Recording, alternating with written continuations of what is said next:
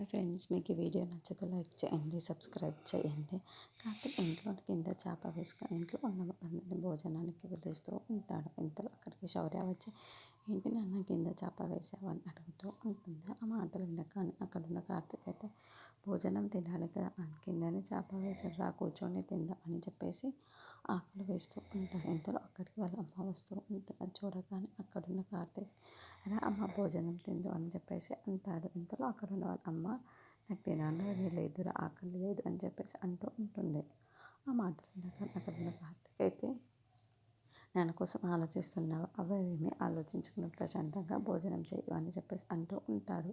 ఇంతలో అక్కడ ఉన్న వాళ్ళ అమ్మ మాత్రం, అదేమీ లేదురా, నాకేమో ఆకలి లేదు, నేను ఇక్కడ నుండి వెళ్ళిపోతాను అని చెప్పేసి అంటూ ఉంటుంది. లేదు లేదు, నువ్వు ఇక్కడ కూర్చొని కొంచెమైనా తినాలి అమ్మ అని చెప్పేసి కార్తీక్ వాళ్ళ అమ్మను భోజనాన్ని వడ్డిస్తూ ఉంటాడు.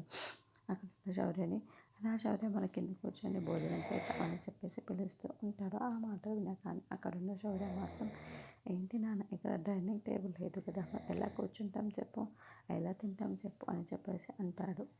అక్కడున్న కార్తీక్, చూడు నేను చేసిన విధంగా చెయ్యిరా కూర్చుంది, తను కూర్చోబెడుతూ ఉంటాడు. ఈ ఇంట్లో డైనింగ్ టేబుల్ లేదమ్మా, అందుకే మనం కింద కూర్చొని తినాలి అని చెప్పేసి అంటాడు. ఆ మాటలు వినగానే అక్కడున్న శౌర్య అయితే, ఇంట్లో ఏమీ లేదు, ఎందుకు ఈ ఇంట్లో ఉండాలి, పదండి మనం మన ఇంటికే వెళ్ళిపోదాం అని చెప్పేసి అంటుంది. ఆ మాటలు వినగానే అక్కడున్న అంతా ఒక్కసారిగా షాక్ అయిపోతూ ఉంటారు.